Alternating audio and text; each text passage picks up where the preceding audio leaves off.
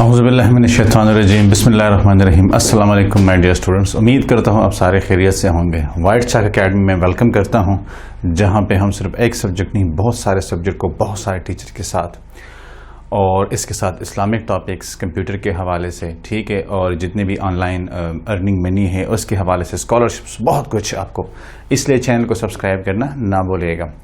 आज का जो हमारा टॉपिक है केमिकल काइनेटिक्स का, और इस चैप्टर का अगर मैं कहूँ चैप्टर 9 फर्स्ट ईयर केमिस्ट्री और बैकबोन है। इस चैप्टर का ये बैकबोन है कोलिजन थ्योरी, क्योंकि अगर कोलिजन थ्योरी की आपका कंसेप्ट क्लियर इसके ऊपर नहीं है तो आपको ये पूरा जो रिएक्शन का मैकेनिज्म है वो कभी भी क्लियर नहीं होगा। मैंने आपसे कहा था कि किसी भी रिएक्शन को इंक्रीज करने के लिए सिर्फ टेम्परेचर का होना ज़रूरी नहीं है। ऑल दो हम कहते हैं कि अगर 10 डिग्री सेंटीग्रेड टेम्परेचर को हम इंक्रीज करें तो ये ऑलमोस्ट डबल या 200% रेट ऑफ रिएक्शन को इंक्रीज करता है। लेकिन हमारे पास प्रोडक्ट कहाँ पे बनेंगे, उसके लिए इस थ्योरी को पढ़ना बहुत ज़्यादा ज़रूरी है। कम्प्लीटली कंसेप्चुअल टॉपिक है, थ्योरेटिकल भी है, कंसेप्चुअल भी है, इसलिए आप नोट्स वगैरह जो भी आप बनाना चाहते हैं, ठीक है, तो मतलब पेन और पेज उठाएं और साथ साथ में लिखते जाएं, और जो भी मैं कहता हूं तो नोट कर ले अपने पास पॉइंट। सबसे पहले हम इसको मतलब ये कि पढ़ेंगे कि किसने इसको प्रपोज किया, तो हम पहले उसको क्रेडिट देंगे जिसने इसके ऊपर काम किया है। तो इसको for the first time propose किया था ट्रॉट्स, ठीक है, इसने ट्रॉट्स एंड साथ में William Lewis and William Lewis, इन्होंने इसको प्रपोज किया था फॉर द फर्स्ट टाइम, ठीक है, कि कोलिजन थ्योरी क्या है। अब इसके हम थोड़े बहुत पोस्टुलेट अगर आप कहें, एजम्पशंस कहें, ठीक है, तो उस पर हम थोड़ी बहुत बात करते हैं। सबसे पहले आपको पता है कि it is purely based on KMT, क्योंकि kinetic molecular theory for gases जब हम पढ़ते हैं वहां से एक पॉइंट को हम उठाएंगे कि gas molecule are always in random motion, during their motion they are colliding with each other, ठीक है।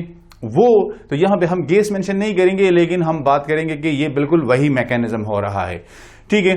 सेकंड हम क्या करेंगे, यहां पे जितने भी मॉलिक्यूल्स, मैं आपको मतलब ये है कि वो पहले स्पेसिफिकेशन बताता हूं ताकि आगे आपको जाके मतलब इसमें थोड़ी बहुत वो आसानी हो।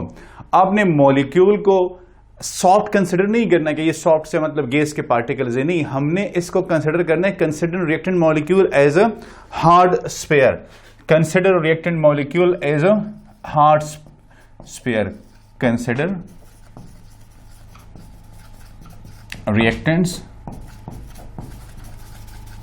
molecule as hard spheres। इसको आपने हार्ड स्फीयर के तौर पे कंसिडर करना है, तभी जाके आपको मतलब ये कि आगे इसको समझने में आसानी होगी, क्योंकि यहां पे सारी बात हमारे पास किस चीज की होगी, वो कोलिजन की होगी, और कोलिजन हार्ड स्फीयर के दरमियान हो, मतलब ये कि सॉलिड बॉडीज के दरमियान हो, तभी इसकी आपको समझ आएगी, ठीक है। अच्छा, अब यहां पे हम आते हैं जो बेसिक इसके पॉइंट्स हैं, ठीक है। तो बेसिक पॉइंट्स पे अब हम बात करेंगे। आप इसको मतलब ये है कि पोस्टुलेट, एजम्पशंस, जो भी हेडिंग देना चाहते हैं वो दे सकते हैं। सबसे पहले हम क्या बात करेंगे, सबसे पहले हम बात करेंगे कि since molecule are always in random motion, ये हमारा फर्स्ट पॉइंट है कि since molecules are always in random motion. अब रैंडम मोशन में क्या होता है, आपको पता है कि रैंडम मोशन में हमारे पास मॉलिक्यूल जब होंगे तो वो एक दूसरे के साथ कोलिजन करेंगे। क्या करेंगे, कोलिजन करेंगे। अब अगर आपको याद हो तो मैंने आपसे एक बात कही थी कि हमारे पास जो इससे पहले हम लेक्चर पढ़ रहे थे factors affecting rate of reaction, वहां पे कंसंट्रेशन का पॉइंट्स आप उठा के देखे, तो मैंने आपसे कहा था कि अगर हमारे पास 1 ml का गैस है, ठीक है, इसमें हमारे पास पार्टिकल्स के दरमियान जो कोलिजन होती है वो कितनी होती है, वो होती है 10⁻27, और एक स्पेसिफिक पार्टिकल 10⁻9 कोलिजन या 1 बिलियन कोलिजन पर सेकंड ये मतलब एक्सपीरियंस करता है एक पार्टिकल। अब अगर हम ये देखें तो ये हम 10 डिग्री सेंटीग्रेड टेम्परेचर इंक्रीज करेंगे तो ये हमारे पास क्या करेगा, 4% क्या करेगा, ये 4% हमारे पास कोलेजन को इंक्रीज करता है, और 4% कोलेजन को इंक्रीज करने का मतलब यह है कि ऑलमोस्ट रेट ऑफ रिएक्शन आपके पास 200% हो गया, डबल हो गया। अब अगर हम इसको देखें, ये गैसेस के लिए हैं, ये किस चीज के लिए हैं, ये हमारे पास गैसेस के लिए है, तो फिर तो ये रिएक्शन एक्सप्लोजिव होने चाहिए। क्या होने चाहिए थे? एक्सप्लोजिव होने चाहिए थे, लेकिन रिएक्शन हमारे पास एक्सप्लोजिव नहीं हो रहे। क्यों? हर एक मॉलिक्यूल मतलब यह है कि वो कोलेजन करता है, ठीक है, वहां पे, और बहुत ग्रेटर अमाउंट में कोलेजन करता है, लेकिन उसका ये कोलेजन इफेक्टिव कितना होता है ये हम आगे जाके पढ़ते हैं। लेकिन यहां पे पहले पॉइंट के साथ हम सिर्फ ये पढ़ लेते हैं कि हर एक मॉलिक्यूल कोलेजन करता है, उस कोलेजन को उसको चाहिए होती है काइनेटिक एनर्जी। क्या चाहिए होती है? Kinetic energy. अपनी उसी काइनेटिक एनर्जी को वो कन्वर्ट कर लेता है पोटेंशियल एनर्जी में, उस काइनेटिक एनर्जी को वो कन्वर्ट कर लेता है पोटेंशियल एनर्जी में, हिडन एनर्जी में, या स्टोर एनर्जी की हम बात करते हैं, ठीक है। अब जितनी काइनेटिक एनर्जी ज्यादा होगी उतना ही उसका कोलेजन ज्यादा होगा, जितनी काइनेटिक एनर्जी कम होगी उतना ही उसका कोलेजन कम होगा। लिहाजा यहां पे जो बेसिक पॉइंट है वो है मोशन। मोशन के लिए जरूरी है काइनेटिक एनर्जी। काइनेटिक एनर्जी की वैल्यू बहुत ज्यादा इंपॉर्टेंट है, ज्यादा होगी कोलेजन ज्यादा होगा और इफेक्टिव होगा, कम होगी तो particle will just collide each other, वो मतलब एक दूसरे के पास आएंगे, वहां पे एक दूसरे को टच करेंगे और वापस चले जाएंगे। एग्जैक्टली उस एक्सीडेंट की तरह है कि अगर मतलब यह कि दो गाड़ियां आपस में टकराई, दोनों की स्पीड मतलब यह है कि 40 किलोमीटर पर आवर थी, तो वो इतना कोई ज्यादा उसमें डैमेज नहीं होता। इन लकीली वहां पे काइनेटिक एनर्जी की कम जरूरत पड़ती है। अब अगर दोनों गाड़ियां 100 km पर एच से मतलब यह है कि मूव कर रही है और दोनों आपस में टकराती है, यू कैन इमेजिन के कोलिजन कितना ज्यादा होगा, डैमेज कितना ज्यादा होगा, ठीक है, पार्ट्स कितने ज्यादा डिस्ट्रॉय होंगे। तो ये मतलब यह है कि इफेक्टिव कोलिजन, तो इफेक्टिव कोलिजन वहां पे डिस्ट्रक्शन है, लेकिन यहां पे ये कंस्ट्रक्शन है, यहां पे फ्रूटफुल है, यहां पे रिएक्शन हो रहा है, यहां पे रिएक्टेंट्स जो है ना वो उनकी बॉन्ड्स ब्रेकिंग हो रही है और हमारे पास प्रोडक्ट बन रहा है। इसलिए यहां पे इफेक्टिव कोलिजन का होना और पावरफुल कोलिजन का होना बहुत ज्यादा जरूरी है। अच्छा, यहां पे काइनेटिक एनर्जी पोटेंशियल एनर्जी में कन्वर्ट होती है। ये तो हमने मतलब यह है कि पहला पॉइंट पढ़ लिया। अब सेकंड पॉइंट में मतलब यह है कि क्या करते हैं कि अगर हम चाहते हैं कि हमारे पास केमिकल रिएक्शन हो, ठीक है, तो for chemical reaction molecules must undergo collision. तो ये बात तो अंडरस्टूड है कि अगर हम चाहते हैं कि हमारे पास रिएक्शन हो तो रिएक्शन के लिए मॉलिक्यूल्स का कोलिजन में जाना बहुत ज्यादा जरूरी है। अगर मॉलिक्यूल कोलिजन नहीं करेंगे तो वहां पे हमारे पास कोई भी मतलब यह है कि प्रोडक्ट नहीं बनेगा। लेकिन ये मॉलिक्यूल किस चीज के हैं? ये मॉलिक्यूल है रिएक्टेंट्स के। किस चीज के हैं? रिएक्टेंट्स के हैं। कि मतलब यह कि रिएक्टेंट्स के मॉलिक्यूल वो कोलिजन करेंगे, तो कोलिजन करने से इनके दरमियान ये जो बॉन्ड्स होंगे इसकी ब्रेकिंग होगी। क्या होगी? ब्रेकिंग होगी। तो पार्टिकल इस तरह मतलब यह कि फ्री होंगे। जब वो फ्री होंगे तो फिर वो किसी और पार्टिकल के साथ, किसी और मॉलिक्यूल, किसी और आयन, किसी और एटम के साथ बॉन्डिंग कर सकते हैं और तभी जाके आगे हमारे पास प्रोडक्ट बनेगा। तो यहां तक ये बात क्लियर है कि मॉलिक्यूल रैंडम मोशन में होते हैं। रैंडम मोशन में वो क्या करते हैं? रैंडम मोशन में वो एक दूसरे के साथ टकराते हैं, कोलिजन करते हैं। उसके हवाले से ये थोड़ी सी इंफॉर्मेशन आपको दे दी, ये आप वहां पे नोट कर ले। अब कोलिजन का, तो कोलिजन के लिए जरूरी है कि इसकी काइनेटिक एनर्जी हो, काइनेटिक एनर्जी ही पोटेंशियल एनर्जी में कन्वर्ट होगी। अब ये कोलिजन कितना पावरफुल है? जितना ज्यादा पावरफुल होगा उतने चांसेस है कि ये इफेक्टिव होगा और उतना ही ज्यादा आपके पास प्रोडक्ट बनेगा। लेकिन उसके लिए जरूरी है कि ये कोलिजन रिएक्टेंट मॉलिक्यूल आपस में करें, इसके जो ओल्ड बॉन्ड्स हैं उनकी ब्रेकिंग हो, वहां पे एटम्स, आयंस, मॉलिक्यूल्स, पार्टिकल सारे मतलब फ्री हो और वो फिर न्यू बॉन्ड्स की फॉर्मेशन करे और तभी जाके हमारे पास क्या बनेगा? प्रोडक्ट बनेगा। तो अब ये तो हम यहां तक मतलब ये कि स्टार्ट में पढ़ा। For the reaction to occur, अब ये अगर हम कोई रिएक्शन चाहते हैं कि मतलब ये है कि वो अकर करे, वो मतलब ये है कि पॉसिबल हो, तो उसके लिए क्या जरूरी है? उसके लिए जरूरी है ये थर्ड पॉइंट के फॉर रिएक्शन टू अकर। अब अगर हम चाहते हैं कि हमारे पास रिएक्शन हो, रिएक्टेंट से प्रोडक्ट बने, तो उसके लिए क्या जरूरी है? The reactant molecule must have sufficient amount of energy. अब रिएक्टेंट मॉलिक्यूल, या हम कहेंगे कि the reaction to occur the colliding particle, क्या? Colliding particles must have sufficient amount of energy, must have sufficient amount of energy. अब यहां पे amount of energy जो है ना वो सफिशिएंट होनी चाहिए, अमाउंट ऑफ एनर्जी यहां पे सफिशिएंट होनी चाहिए। अगर हमारे पास अमाउंट ऑफ एनर्जी सफिशिएंट है और वहां पे कोलिजन इफेक्टिव है, तभी जाके हमारे पास प्रोडक्ट बनेगा, तभी जाके हमारे पास प्रोडक्ट बनेगा।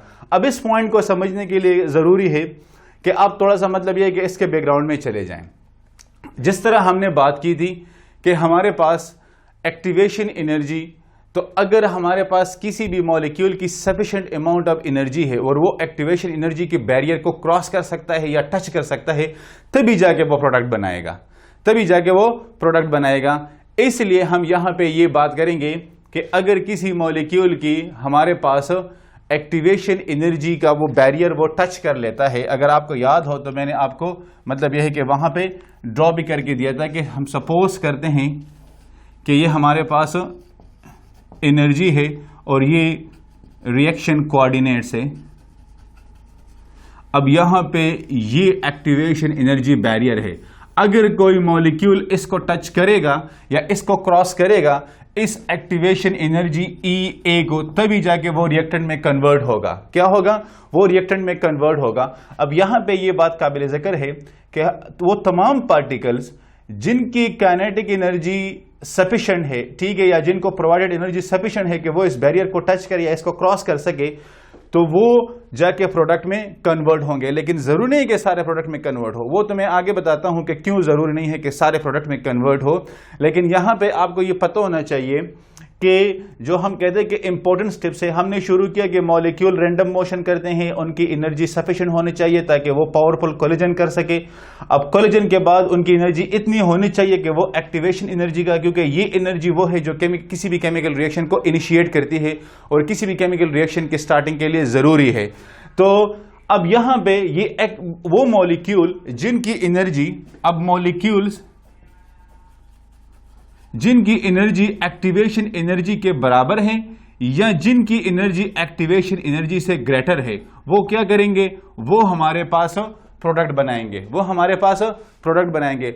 अगर किसी मॉलिक्यूल की एनर्जी इससे कम है तो वो प्रोडक्ट में कभी भी पार्टिसिपेट नहीं करेगा, वो प्रोडक्ट कभी भी नहीं बना सकता। ये बात आपने याद रखनी है कि वो तमाम पार्टिकल्स, वो तमाम मॉलिक्यूल जिनकी एनर्जी एक्टिवेशन एनर्जी के बराबर है तो भी वो प्रोडक्ट बना सकते हैं। जिनकी एनर्जी एक्टिवेशन एनर्जी से ग्रेटर है वो भी जाके प्रोडक्ट बना सकते हैं। लेकिन अगर मॉलिक्यूल की एनर्जी एक्टिवेशन एनर्जी से कम है तो वो कभी भी प्रोडक्ट नहीं बना सकते। लिहाजा यहां पे तो ये क्रिस्टल क्लियर है कि इतनी एनर्जी इसके लिए होनी चाहिए ताकि ये वहां पे जाके क्या कर सके, ताकि ये वहां पे जाके हमारे पास प्रोडक्ट फॉर्मेशन में पार्टिसिपेट करे और यही मॉलिक्यूल जाके वहां पे प्रोडक्ट बनाएं। यहां तक तो ये बातें मतलब यह है कि क्लियर है कि एक्टिवेशन एनर्जी इसके लिए जरूरी है। ये एक ऑब्स्टिकल है कि इसको क्रॉस करेंगे तो जाके ये फिर रेस जीत सकते हैं। अगर इस ऑब्स्टिकल को ये क्रॉस नहीं करते, लिहाजा ये रेस से आउट हो जाएंगे and they will not be among the position holders. Hopefully यहां तक आपको समझ आ गई होगी। अब जो इंपॉर्टेंट पॉइंट है, इसलिए मैं इसको रेड मार्कर से लिख रहा हूं कि प्रॉपर ओरिएंटेशन, प्रॉपर ओरिएंटेशन। अब प्रॉपर ओरिएंटेशन क्या है? प्रॉपर ओरिएंटेशन ये है कि लेट्स सपोज ये दो गाड़ियां हैं, ठीक है, आपस में आके टकराती है। एक ये ओरिएंटेशन है, एक ये ओरिएंटेशन है। ये जो ओरिएंटेशन है ये इफेक्टिव नहीं है, लेकिन ये जो ओरिएंटेशन है ये इफेक्टिव हो। अगर आपको याद हो, हमने बात की थी कि हमारे पास जब हम केमिकल बॉन्डिंग डिस्कस कर रहे थे, वहां पे मैंने आपसे कहा था कि सिग्मा और पाई बॉन्ड में स्ट्रॉन्ग कौन सा होता है? यस, सिग्मा बॉन्ड स्ट्रॉन्ग होता है। क्यों स्ट्रॉन्ग होता है? क्योंकि उसकी जो कोलिजन है वो हेड ऑन कोलिजन करते हैं। क्या करते हैं? हेड ऑन कोलिजन करते हैं। जो हमारे पास पाई बॉन्ड होता है वो वीक बॉन्ड कंसिडर होता है। क्यों? वो साइड वाइज, तो इट मीन कि जो साइड वाइज कोलिजन है वो कोई इतनी ज्यादा इफेक्टिव नहीं है। हेड ऑन कोलिजन यहां पे, तो यहां पे हेड ऑन कोलिजन का वही वो कार वाली बात है कि कार दोनों आगे आपस सामने से टकराते हैं, एक साइड से आता है और एक मतलब यह है कि स्ट्रेट आता है। तो यहां पे अब ओरिएंटेशन बहुत ज्यादा अहम है। लेकिन इसी ओरिएंटेशन को डिस्कस करने के लिए आगे हम जाके इस एग्जाम्पल को डिस्कस करते हैं। H2 और I2, ये भी गैसियस फॉर्म में है और ये भी गैसियस फॉर्म में है, और ये हमारे पास बना रहा है 2HI, ठीक है, गैसियस फॉर्म में। इसी रिएक्शन को हम फर्दर एक्सप्लेन करते हैं। आप इसका मतलब यह है कि स्क्रीनशॉट ले लें, ठीक है, और फिर मैं इसको आपके सामने रख देता हूं। अभी आप इसका स्क्रीनशॉट ले लें। अच्छा तो गाइज अब आप देखिए यहां पे हम इसी एग्जांपल को मतलब यह है कि सॉल्व कर लेते हैं। तो अब अगर हम कहें कि हमारे पास ये जो पार्टिकल्स हैं, ठीक है, ये H2 और ये हमारे पास I2 हो गए, दोनों गैसियस फॉर्म में है, ठीक है, और 2HI गैसियस फॉर्म में। अब अगर मैं कहूं कि एक पार्टिकल ये हो गया, एक पार्टिकल ये हो गया, ये एक H है और ये दूसरा H है, ठीक है, प्लस अब I2 को बनाते हैं, ठीक है, तो I2 का एक ये हो गया, एक ये हो गया, ठीक है। अब यहां पे ये दोनों तो आपस में कोलिजन करेंगे, दैट्स ओके, ये दोनों, लेकिन ये दोनों कैसे कोलिजन करेंगे? ये दोनों तो कोलिजन नहीं कर सकते, लिहाजा अगर ये कोलिजन पॉसिबल नहीं है तो यहां पे हमारे पास प्रोडक्ट जीरो है, प्रोडक्ट हमारे पास नहीं बनेगा। अब अगर हम इसकी डायरेक्शन को थोड़ा सा चेंज करें, लेट्स सपोज हम कहते हैं कि ये हमारे पास H2 आ गया और हम कहते हैं कि इसको इस तरह बना लेते हैं, ठीक है। अब यहां पे ये दोनों तो करेंगे, लेकिन ये दोनों कैसे करेंगे? तो ये भी पॉसिबल नहीं है, पॉसिबल नहीं है, लिहाजा प्रोडक्ट जीरो आएगा। तो फिर हम क्या कर सकते हैं? अगर हम कहें कि इस तरह का कोलिजन कर लेते हैं, प्लस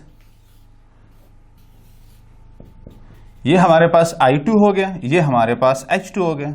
अब यहां पे देखिए ये कोलिजन भी पॉसिबल है और ये कोलिजन भी पॉसिबल है, तो प्रोडक्ट हमारे पास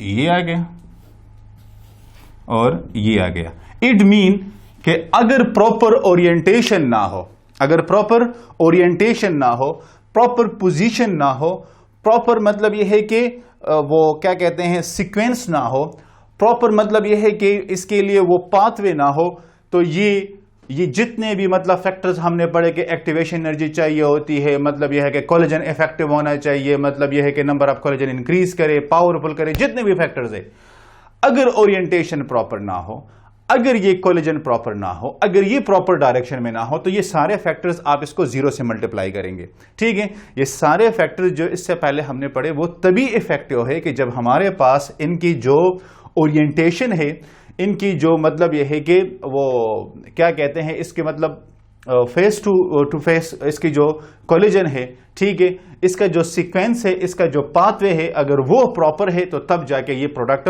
बनाएंगे।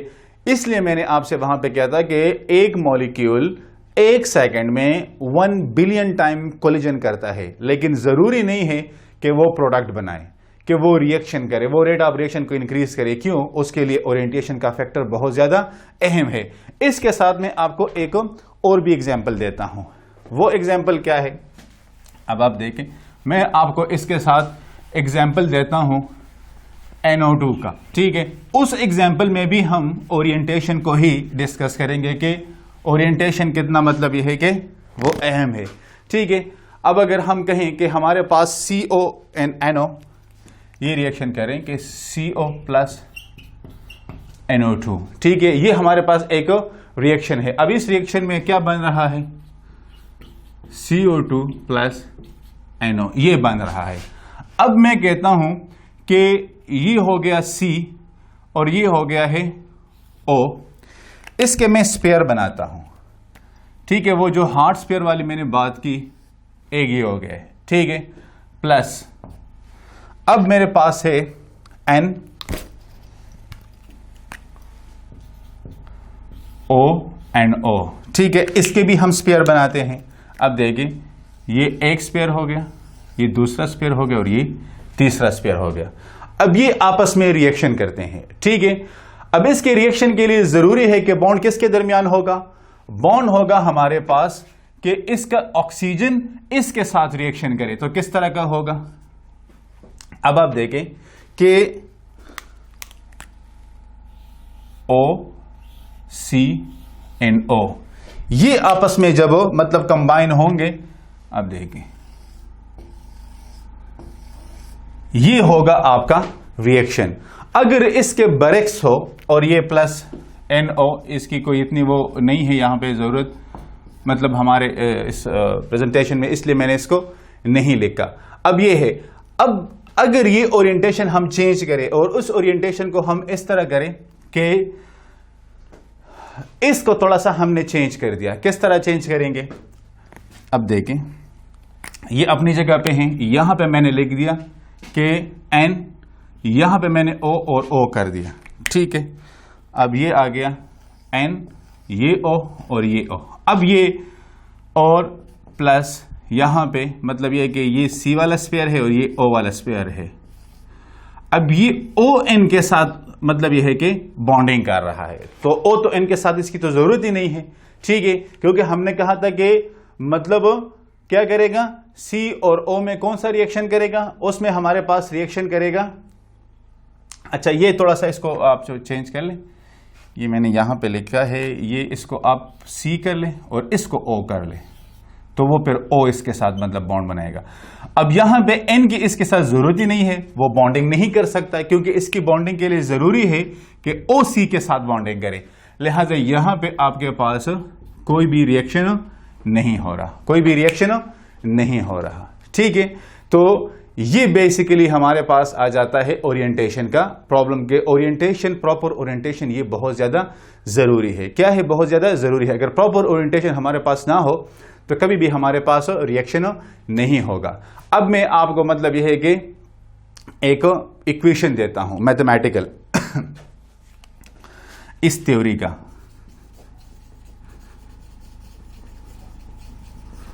मैथमेटिकल रिप्रेजेंटेशन आप कह सकते हैं। अकॉर्डिंग टू दिस थ्योरी,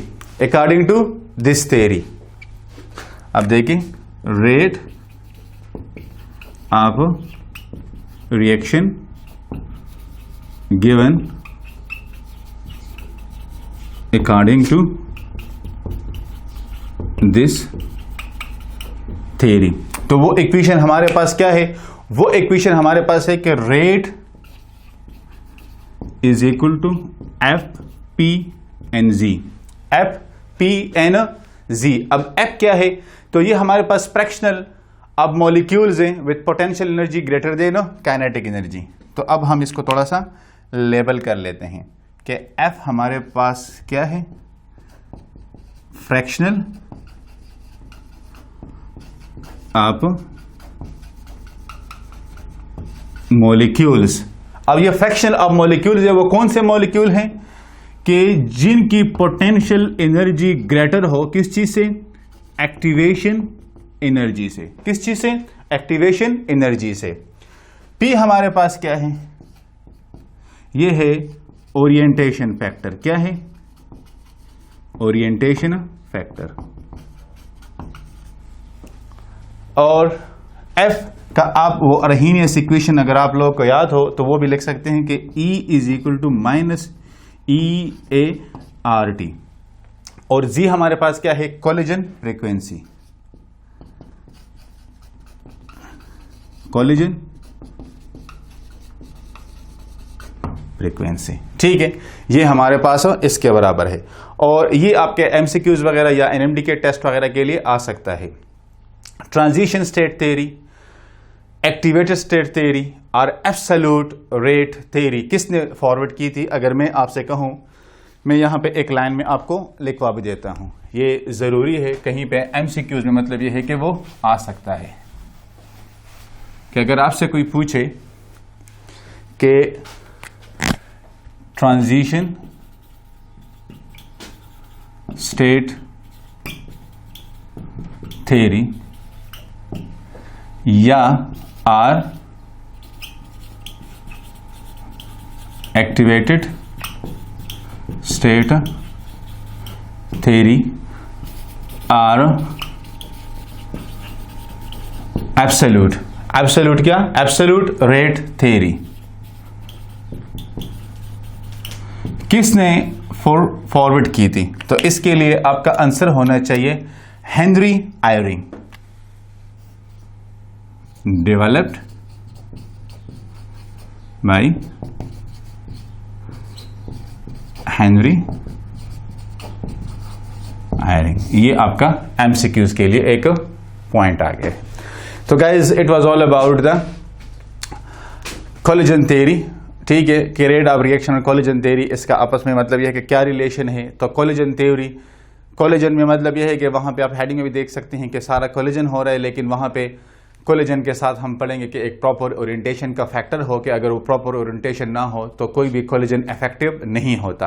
हर वो कोलेजन इफेक्टिव होता है कि सबसे पहले वो एक्टिवेशन एनर्जी बैरियर को टच करे या क्रॉस करे, और उसके बाद फिर का उसका जो हमारे पास ओरिएंटेशन है, जो उसके मतलब यह है कि कोलाइडिंग पोजीशन है, ठीक है, उसका जो पाथवे है, तब जाके अगर वो प्रॉपर हो तो ये molecule lead towards the product. Otherwise ऐसे बहुत सारे मॉलिक्यूल जो एक्टिवेटेड स्टेट में आए हैं, ठीक है, जिन्होंने एक्टिवेटेड कम्प्लेक्स बनाया है, जो ट्रांजिशन स्टेट पे आए हैं, वहां से कोई जाके प्रोडक्ट बनाता है अगर उसका मतलब यह है कि ओरिएंटेशन प्रॉपर हो, और जिसका ओरिएंटेशन प्रॉपर ना हो तो वो फिर डिकम्पोज होके वापस अपने रिएक्टेंट्स में दोबारा चले जाते हैं। लिहाजा ओरिएंटेशन एक बहुत ही अहम फैक्टर है। अगर आपको आज का लेक्चर पसंद आया और आगे के लेक्चर के लिए आप हमारे साथ रहते हैं तो चैनल को सब्सक्राइब करना ना भूलिएगा। इंशाल्लाह फिर किसी टॉपिक के साथ आपकी खिदमत में दोबारा हाजिर होंगे। तब तक के लिए अल्लाह हाफिज़।